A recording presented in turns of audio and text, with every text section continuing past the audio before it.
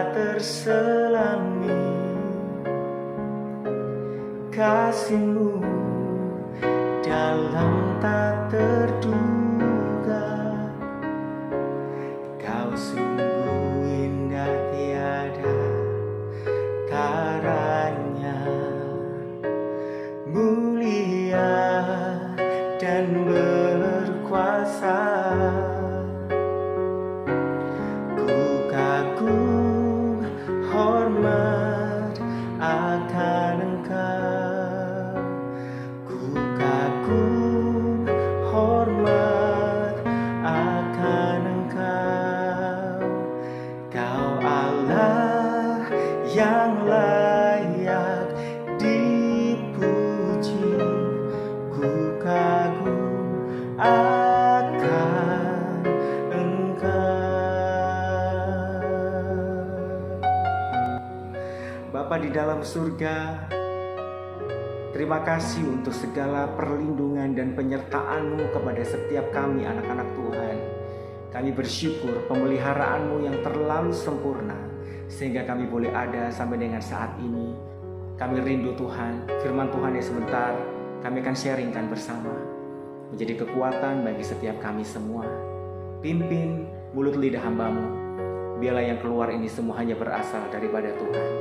Di dalam nama Tuhan Yesus, kami siap diberkati oleh kebenaran firman Tuhan. Semua yang percaya, mari sama-sama kita berkata, amin. Bapak, Ibu, saudara-saudariku yang terkasih di dalam Tuhan, makalah kita pada hari ini berjudul tentang perlindungan dan pemeliharaan Tuhan untuk bagian yang pertama.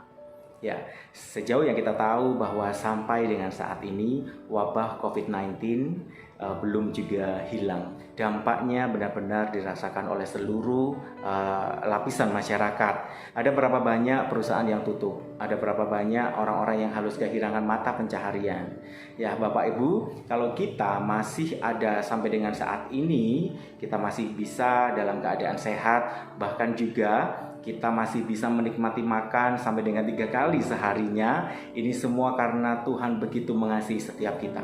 Perlu kita ketahui bahwa kita anak-anak Tuhan senantiasa dibedakan dengan orang-orang di luar sana. Sama yang dihadapi, tetapi kita menerima sesuatu yang berbeda dari Tuhan. Di dalam Mazmur pasal yang ke-91 ayat yang pertama sampai yang kedua berkata demikian. Orang yang duduk dalam lindungan yang maha tinggi dan bermalam dalam naungan yang maha kuasa akan berkata kepada Tuhan, tempat perlindunganku dan kubu pertahananku, Allahku yang kupercayai. Hanya satu-satunya Allah yang menjadi tempat perlindungan setiap orang-orang yang percaya. Janji perlindungan dan pemeliharaan Tuhan yang pertama bagi setiap kita, anak-anaknya, orang-orang yang percaya kepada Tuhan, adalah perlindungan Tuhan atas sakit penyakit. Kita baca di dalam Mazmur 91 ayat yang ke-6 sampai yang ke-7. Terhadap penyakit sampar yang berjalan di dalam gelap, terhadap penyakit menular yang mengamuk di waktu petang, walau 1000 orang rebah di sisimu dan 10.000 di sebelah kananmu, tetapi itu tidak akan menimpamu. Sebagai ayat tambahan ada di dalam Matius 8 ayat yang ke-17 berbunyi demikian. Hal itu terjadi supaya genaplah firman yang disampaikan oleh Nabi Yesaya. Dialah yang memikul kelemahan kita dan menanggung penyakit kita. Tuhan Yesus menghendaki kepada setiap kita anak-anaknya untuk tidak menderita penyakit. Oleh sebabnya ia menanggung semuanya itu di atas kayu salib. Oleh bilur-bilurnya kita menjadi sembuh. Ada beberapa sumber penyakit. Ya, ada yang dari dalam. Contohnya ada seseorang yang karena menyimpan kebencian terhadap orang lain yang tidak pernah dibereskan, sehingga orang tersebut susah untuk mengampuni. Hal ini dapat menimbulkan suatu penyakit, Bapak Ibu. Tertulis di dalam Alkitab bahwa hati yang gembira adalah obat. Nah, bagaimana jika hati itu kemudian menjadi rusak? Tentu hal ini akan berbalik, bukan menjadi obat yang bisa menyembuhkan, tapi justru menjadi virus atau menjadi sumber penyakit yang akan menyebabkan orang tersebut menderita. Nah, salah satu yang bisa dilakukan selain ia pemberesan dengan Tuhan atas segala dosa-dosanya, orang tersebut pun juga harus belajar untuk mengampuni orang lain. Ada juga beberapa orang yang sakit oleh karena kuasa gelap. Model yang demikian, sakit ini tidak akan pernah sembuh selain kita datang kepada Yesus. Biarkanlah Yesus untuk mengusir kuasa gelap itu, sehingga hidupnya dipulihkan, hidup di dalam pertobatan. Dan saya percaya bahwa penyakit ini pun dapat disembuhkan. Tidak ada yang mustahil bagi Tuhan. Yang berikutnya, ada juga Tuhan yang mengizinkan beberapa orang mengalami penyakit oleh karena Tuhan memiliki tujuan, ya, supaya kerohanian seseorang itu menjadi bertumbuh dan juga mengenal Allah dengan cara yang benar. Nah, semuanya itu untuk menyatakan kemuliaan dan kebesaran Tuhan. Seperti kisah Lazarus yang dibangkitkan dari kematiannya, Tuhan menyatakan kebesarannya di tengah-tengah keluarga dari Lazarus dan juga setiap orang yang ada pada saat itu. Marilah kita terus berharap kepada perlindungan Tuhan, sebab hanya satu-satunya kuasa Tuhan yang mampu menjaga dan memelihara setiap kita untuk tetap sehat. Terutama bagi setiap kita di tengah-tengah kondisi yang pandemi seperti ini, tetapi harus tetap bekerja, harus tetap bertemu dengan orang banyak, dan juga melakukan segala aktivitas di luar rumah. Kita harus tetap menaruh pengharapan kita hanya kepada Tuhan. Yakin dan percayalah, selain kita harus menjunjung tinggi protokol kesehatan, melakukan itu semua, pengharapan kita hanya kepada Tuhan saja satu-satunya, bahwa Allah lah sumber segala keselamatan. Janji Tuhan yang kedua adalah tentang pemeliharaan Tuhan atas kebutuhan hidup. Kita baca ayatnya terlebih dahulu di dalam Matius 6 ayat 31 sampai dengan 32. Sebab itu janganlah kamu khawatir dan berkata, apakah yang akan kami makan? Apakah yang akan kami minum? Apakah yang akan kami pakai? Semua itu dicari bangsa-bangsa yang tidak mengenal Allah. Akan tetapi Bapamu di surga tahu bahwa kamu memerlukan semuanya itu.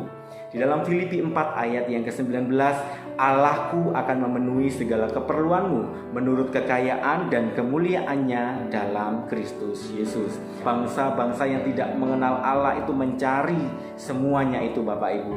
Tetapi kita sebagai orang-orang yang sudah percaya di dalam Tuhan, hendaklah kita benar-benar menaruh pengharapan kita, menjadi percaya seperti beberapa waktu lalu yang pernah saya sampaikan, adalah tidak mudah untuk dilakukan. Tetapi itulah firman Tuhan yang harus kita lakukan. Terkadang apa yang kita inginkan memang tidak sesuai dengan apa yang menjadi keinginan Tuhan. Tetapi yang kita imani dan kita percayai bahwa Tuhan senantiasa memberikan kita yang terbaik. Di satu sisi kita diberkati oleh Tuhan, tetapi di sisi yang lain terkadang manusia atau orang-orang yang percaya ini masih mengalami yang namanya kekurangan. Bapak Ibu, saatnya kita mengkoreksi diri. Oleh karena kesalahan, kecerobohan setiap kita, salah perhitungan, itu semua juga tidak dikehendaki oleh Tuhan. Kita minta Tuhan mencurahkan hikmat-Nya agar kita diberikan kemampuan untuk mengelola segala berkat yang sudah Tuhan berikan bagi setiap kita. Dan hal yang ketiga tentang janji Tuhan adalah perlindungan Tuhan pada saat pencobaan. Kita baca ayatnya di dalam 1 Korintus 10 ayat yang ke-13.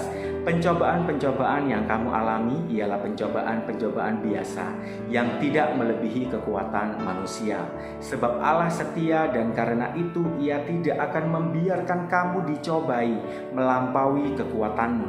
Pada waktu kamu dicobai, Ia akan memberikan kepadamu jalan keluar sehingga kamu dapat menanggungnya. Di dalam Mazmur 23 ayat yang keempat berbunyi demikian, sekalipun aku berjalan di dalam lembah kekelaman, aku tidak takut bahaya, sebab Engkau besertaku. Gadamu dan tongkatmu itulah yang menghibur aku.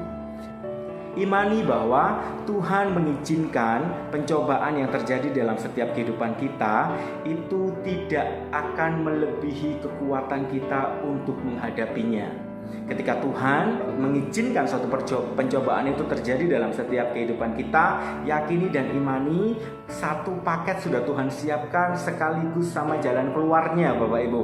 Yang percaya katakan amin, gitu ya. Nah, jadi kalau kita sekarang sedang menghadapi pencobaan, tetaplah bertahan. Dan percayalah, pasti sudah ada jalan keluar yang sudah disediakan oleh Tuhan. Semuanya itu untuk menyatakan kemuliaan Tuhan. Tetap semangat Bapak Ibu menghadapi kehidupan ini. Jangan pernah menyerah, yakin dan imani bahwa Tuhan bersama dengan kita. Dia adalah Allah Immanuel, Allah yang tidak pernah meninggalkan setiap kita. Mari kita bersatu di dalam doa. Terima kasih ya Bapa. Kami sudah diberkati oleh kebenaran firman Tuhan dan kami percaya firman-Mu itu yang akan terus menuntun setiap kami melangkah menjalani hidup ini dengan kekuatan yang daripada Tuhan. Di dalam nama Yesus kami sudah berdoa dan mengucap syukur. Haleluya. Amin. Sampai jumpa, Tuhan Yesus memberkati.